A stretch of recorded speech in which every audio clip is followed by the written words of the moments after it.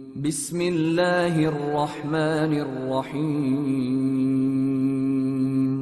شروع اللہ کا نام لے کر جو بڑا مہربان نہایت رحم والا ہے۔ اے نبی، مجاہد لوگ تم سے غنیمت کے مال کے بارے میں دریافت کرتے ہیں کہ کیا حکم ہے۔ کہہ دو کہ غنیمت اللہ اور اس کے رسول کا مال ہے، تو اللہ سے ڈرو اور آپس میں صلح رکھو، اور اگر ایمان رکھتے ہو تو اللہ اور اس کے رسول کے حکم پر چلو۔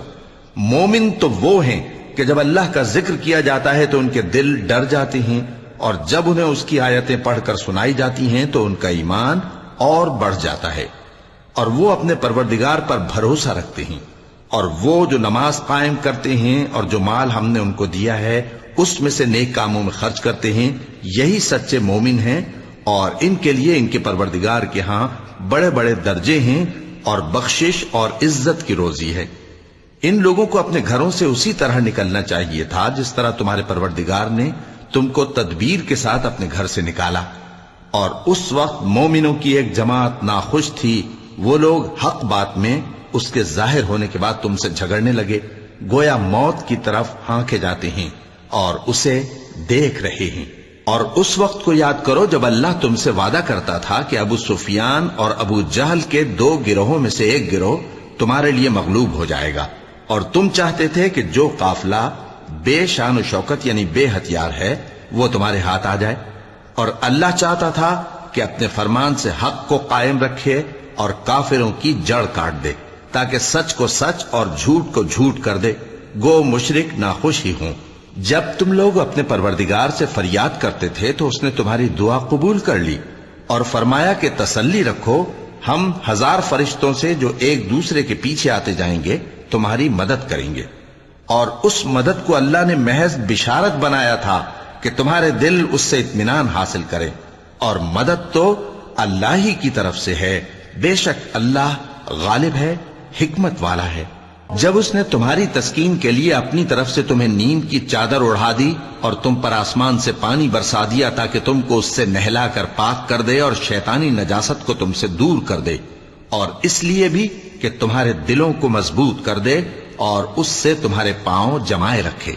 جب تمہارا پروردگار فرشتوں کو ارشاد فرماتا تھا کہ میں تمہارے ساتھ ہوں، تم مومنوں کو تسلی دو کہ ثابت قدم رہیں، میں ابھی کافروں کے دلوں میں رعب و ہیبت ڈالے دیتا ہوں، سو ان کی گردنیں اڑا دو اور ان کی پور پور توڑ دو۔ یہ سزا اس لیے دی گئی کہ انہوں نے اللہ اور اس کے رسول کی مخالفت کی، اور جو شخص اللہ اور اس کے رسول کی مخالفت کرتا ہے تو اللہ بھی سخت عذاب دینے والا ہے۔ یہ مزہ تو یہاں چکھو، اور یہ سمجھ لو کہ کافروں کے لیے آخرت میں دوزخ کا عذاب بھی تیار ہے۔ اے اہل ایمان، جب میدان جنگ میں کفار سے تمہارا مقابلہ ہو تو ان سے پیٹھ نہ پھیرنا، اور جو شخص جنگ کے روز اس صورت کے سوا کہ لڑائی کے لیے کنارے کنارے چلے یعنی حکمت عملی سے دشمن کو مارے یا اپنی فوج میں جا ملنا چاہے، ان سے پیٹھ پھیرے گا تو سمجھو کہ وہ اللہ کے غضب میں گرفتار ہو گیا، اور اس کا ٹھکانہ دوزخ ہے، اور وہ بہت ہی بری جگہ ہے۔ پس تم لوگوں نے ان کفار کو قتل نہیں کیا بلکہ اللہ نے انہیں قتل کیا، اور اے نبی، جس وقت تم نے کنکریاں پھینکی تھیں تو وہ تم نے نہیں پھینکی تھی بلکہ اللہ نے پھینکی تھی۔ اس سے غرض یہ تھی کہ مومنوں کو اپنے احسانوں سے اچھی طرح آزما لے، بے شک اللہ سنتا ہے، جانتا ہے۔ ہوا بھی یوں ہی، اور کچھ شک نہیں کہ اللہ کافروں کی تدبیر کو کمزور کر دینے والا ہے۔ کافروں، اگر تم فیصلہ چاہتے ہو تو تمہارے پاس فیصلہ آ چکا، اگر تم اپنے افعال سے باز آ جاؤ تو تمہارے حق میں بہتر ہے، اور اگر پھر نافرمانی کرو گے تو ہم بھی پھر تمہیں عذاب کریں گے، اور تمہاری جماعت خواہ کتنی ہی بڑی ہو تمہارے کچھ بھی کام نہ آئے گی، اور اللہ تو مومنوں کے ساتھ ہے۔ اے ایمان والو، اللہ اور اس کے رسول کے حکم پر چلو اور اس سے روگردانی نہ کرو جبکہ تم سنتے بھی ہو، اور ان لوگوں جیسے نہ ہونا جو کہتے ہیں کہ ہم نے سن لیا مگر حقیقت میں نہیں سنتے۔ کچھ شک نہیں کہ اللہ کے نزدیک تمام جانداروں میں بدترین وہ بہرے گونگے لوگ ہیں جو عقل سے کام نہیں لیتے، اور اگر اللہ ان میں خیر کی طلب دیکھتا تو ان کو سننے کی توفیق بخشتا، اور اگر یوں ہی انہیں سنوا دیتا تو وہ منہ پھیر کر بھاگ جاتے۔ مومنوں، اللہ اور اس کے رسول کا حکم قبول کرو جبکہ رسول تمہیں ایسے کام کے لیے بلاتے ہیں جو تم کو زندگی جاوداں بخشتا ہے، اور جان رکھو کہ اللہ آدمی اور اس کے دل کے درمیان حائل ہو جاتا ہے، اور یہ بھی کہ تم سب اس کے روبرو جمع کیے جاؤ گے۔ اور اس فتنے سے ڈرو جو خصوصیت کے ساتھ انہی لوگوں پر واقع نہ ہوگا جو تم میں گناہگار ہیں، اور جان رکھو کہ اللہ سخت عذاب دینے والا ہے۔ اور اس وقت کو یاد کرو جب تم زمین مکہ میں قلیل اور ضعیف سمجھے جاتے تھے اور ڈرتے رہتے تھے کہ لوگ تمہیں اڑا نہ لے جائیں، یعنی ختم نہ کر دیں، تو اس نے تم کو جگہ دی اور اپنی مدد سے تم کو تقویت بخشی اور پاکیزہ چیزیں کھانے کو دیں تاکہ اس کا شکر کرو۔ اے ایمان والو، نہ تو اللہ اور رسول سے خیانت کرو اور نہ اپنی امانتوں میں خیانت کرو، اور تم ان باتوں کو جانتے ہو، اور جان رکھو کہ تمہارا مال اور اولاد بڑی آزمائش ہے، اور یہ کہ اللہ کے پاس نیکیوں کا بڑا ثواب ہے۔ مومنو، اگر تم اللہ سے ڈرو گے تو وہ تمہارے لیے حق و باطل کا فرق ظاہر کر دے گا اور تمہارے گناہ مٹا دے گا اور تمہیں بخش دے گا، اور اللہ بڑے فضل والا ہے۔ اور اس وقت کو یاد کرو جب کافر لوگ تمہارے بارے میں چال چل رہے تھے کہ تم کو قید کر دیں یا جان سے مار دیں یا وطن سے نکال دیں، تو ادھر تو وہ چال چل رہے تھے اور ادھر اللہ تدبیر کر رہا تھا، اور اللہ بہترین تدبیر کرنے والا ہے۔ اور جب ان کو ہماری آیتیں پڑھ کر سنائی جاتی ہیں تو کہتے ہیں یہ کلام ہم نے سن لیا ہے، اگر ہم چاہیں تو اسی طرح کا کلام ہم بھی کہہ دیں، اور یہ ہے ہی کیا، صرف اگلے لوگوں کی حکایتیں ہیں۔ اور جب انہوں نے کہا کہ اے اللہ، اگر یہ قرآن تیری طرف سے برحق ہے تو ہم پر آسمان سے پتھر برسا یا کوئی اور تکلیف دینے والا عذاب بھیج دے۔ اور اللہ ایسا نہ تھا کہ جب تک ہے پیغمبر تم ان میں تھے انہیں عذاب دیتا، اور نہ ایسا ہے کہ وہ تو بخشش مانگیں اور اللہ انہیں عذاب دے۔ اور اب ان کے لیے کون سی وجہ ہے کہ وہ انہیں عذاب نہ دے، جبکہ وہ مسجد حرام میں نماز پڑھنے سے روکتے ہیں، جبکہ وہ اس مسجد کے متولی بھی نہیں ہیں۔ اس کے متولی تو صرف پرہیزگار ہیں، لیکن ان میں کے اکثر نہیں جانتے۔ اور ان لوگوں کی نماز خانہ کعبہ کے پاس سیٹیاں اور تالیاں بجانے کے سوا کچھ نہ تھی، تو تم جو کفر کرتے تھے اب اس کے بدلے عذاب کا مزہ چکھو۔ جو لوگ کافر ہیں اپنا مال خرچ کرتے ہیں کہ لوگوں کو اللہ کے رستے سے روکیں،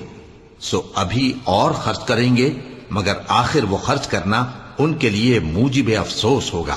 اور وہ مغلوب ہو جائیں گے، اور کافر لوگ دوزخ کی طرف ہانکے جائیں گے تاکہ اللہ پاک سے ناپاک کو الگ کر دے اور ناپاک کو ایک دوسرے پر رکھ کر ایک ڈھیر بنا دے،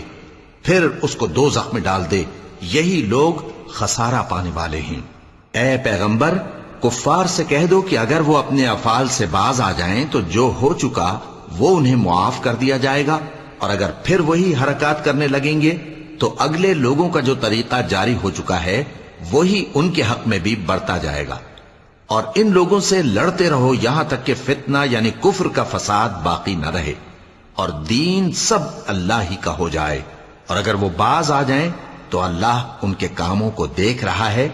اور اگر روگردانی کریں تو جان رکھو کہ اللہ تمہارا حمایتی ہے، اور وہ خوب حمایتی اور خوب مددگار ہے۔ اور جان رکھو کہ جو مال غنیمت تم کفار سے حاصل کرو اس میں سے 5واں حصہ اللہ کا اور اس کے رسول کا، اور اہل قرابت اور یتیموں کا اور محتاجوں کا اور مسافروں کا ہے۔ اگر تم اللہ پر اور اس نصرت پر ایمان رکھتے ہو جو حق و باطل میں فرق کرنے کے دن یعنی جنگ بدر میں جس دن دونوں فوجوں میں مٹ بھیڑ ہو گئی تھی ہم نے اپنے محبوب بندے محمد صلی اللہ علیہ وآلہ وسلم پر نازل فرمائی، اور اللہ ہر چیز پر قادر ہے۔ جس وقت تم مدینے سے قریب کے ناکے پر تھے اور کافر دور کے ناکے پر، اور قافلہ تم سے نیچے اتر گیا تھا، اور اگر تم جنگ کے لیے آپس میں قرارداد کر لیتے تو وقت معین پر جمع ہونے میں تقدیم و تاخیر ہو جاتی، لیکن اللہ کو منظور تھا کہ جو کام ہو کر رہنے والا تھا اسے کر ہی ڈالے، تاکہ جو مرے بصیرت پر یعنی یقین جان کر مرے، اور جو جیتا رہے وہ بھی بصیرت پر یعنی حق پہچان کر جیتا رہے۔ اور کچھ شک نہیں کہ اللہ سنتا ہے، جانتا ہے۔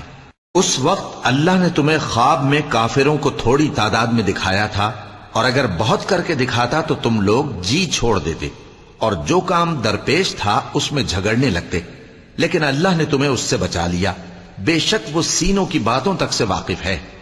اور اس وقت جب تم ایک دوسرے کے مقابل ہوئے تو کافروں کو تمہاری نظروں میں تھوڑا کر کے دکھاتا تھا اور تم کو ان کی نگاہوں میں تھوڑا کر کے دکھاتا تھا، تاکہ اللہ کو جو کام کرنا منظور تھا اسے کر ڈالے،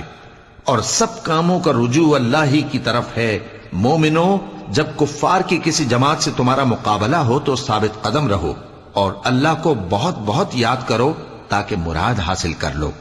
اور اللہ اور اس کے رسول کے حکم پر چلو، اور آپس میں جھگڑا نہ کرنا کہ ایسا کرو گے تو تم بزدل ہو جاؤ گے اور تمہاری ہوا اکھڑ جائے گی، اور صبر سے کام لو کہ اللہ صبر کرنے والوں کا مددگار ہے۔ اور ان لوگوں جیسے نہ ہونا جو اتراتے ہوئے یعنی حق کا مقابلہ کرنے کے لیے اور لوگوں کو دکھانے کے لیے گھروں سے نکل آئے اور لوگوں کو اللہ کی راہ سے روکتے ہیں، اور جو اعمال یہ کرتے ہیں اللہ ان کا احاطہ کیے ہوئے ہے۔ اور جب شیطان نے ان کے اعمال ان کو آراستہ کر دکھائے اور کہا کہ آج کے دن لوگوں میں سے کوئی تم پر غالب نہ ہوگا اور میں تمہارا رفیق ہوں، لیکن جب دونوں فوجیں ایک دوسرے کے مقابل صف آرا ہوئیں تو پسپا ہو کر چل دیا اور کہنے لگا کہ مجھے تم سے کوئی واسطہ نہیں، میں تو ایسی چیزیں دیکھ رہا ہوں جو تم نہیں دیکھ سکتے، مجھے تو اللہ سے ڈر لگتا ہے اور اللہ سخت عذاب کرنے والا ہے۔ اس وقت منافق اور کافر جن کے دلوں میں بیماری تھی کہتے تھے کہ ان لوگوں کو ان کے دین نے مغرور کر رکھا ہے، اور جو شخص اللہ پر بھروسہ رکھتا ہے تو اللہ غالب ہے، حکمت والا ہے۔ اور کاش تم اس وقت کی کیفیت دیکھو جب فرشتے کافروں کی جانیں نکالتے ہیں کہ ان کے چہروں اور پیٹھوں پر مارتے جاتے ہیں اور کہتے ہیں اب آگ کے عذاب کا مزہ چکھو،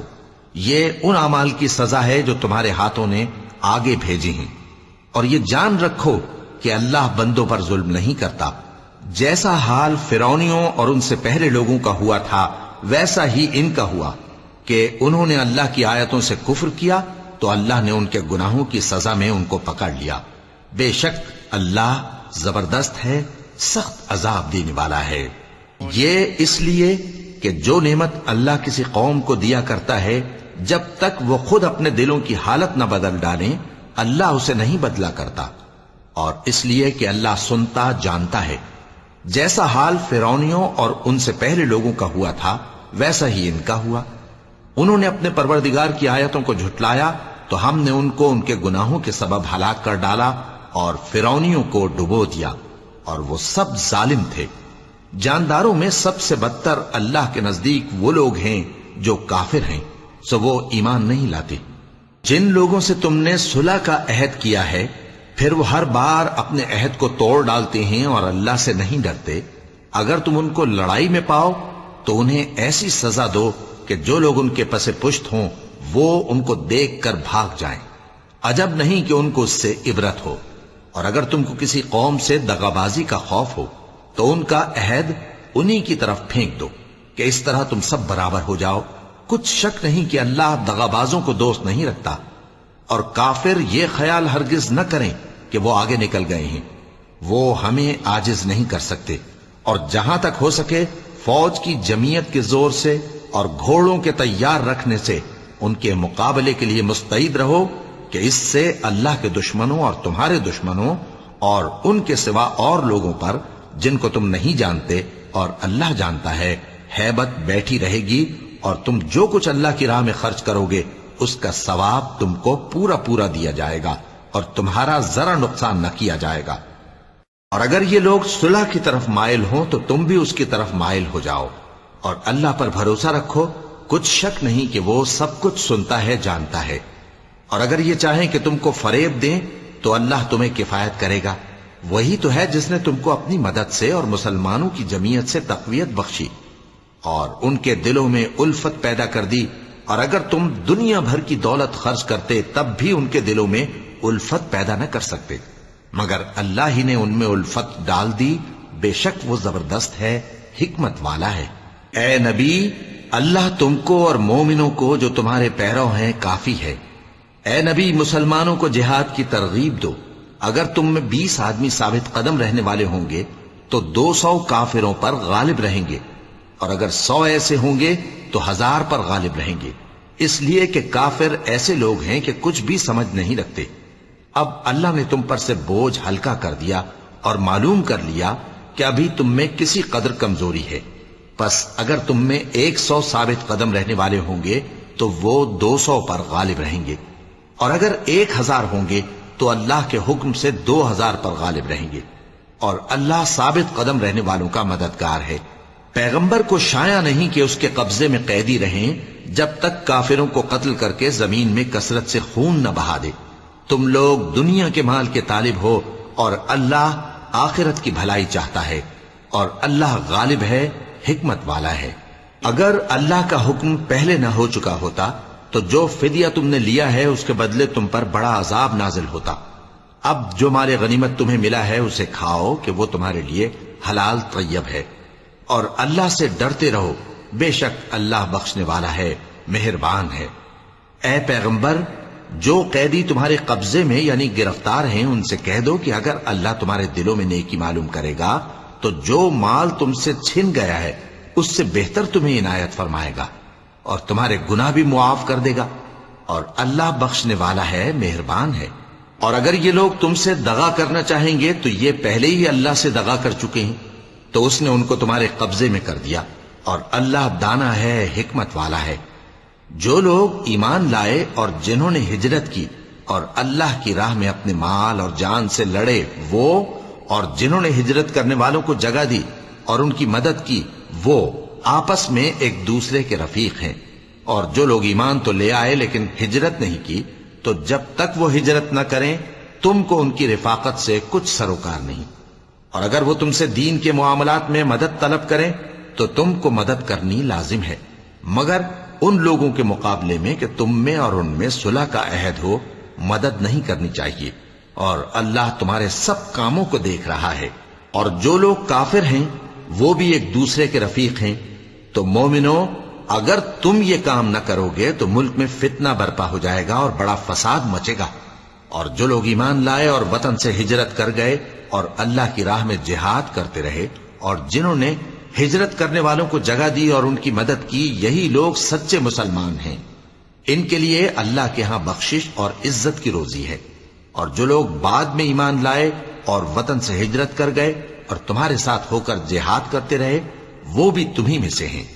اور رشتہ دار اللہ کے حکم کی روح سے ایک دوسرے کے زیادہ حقدار ہیں، کچھ شک نہیں کہ اللہ ہر چیز سے واقف ہے۔ صدق اللہ العظیم۔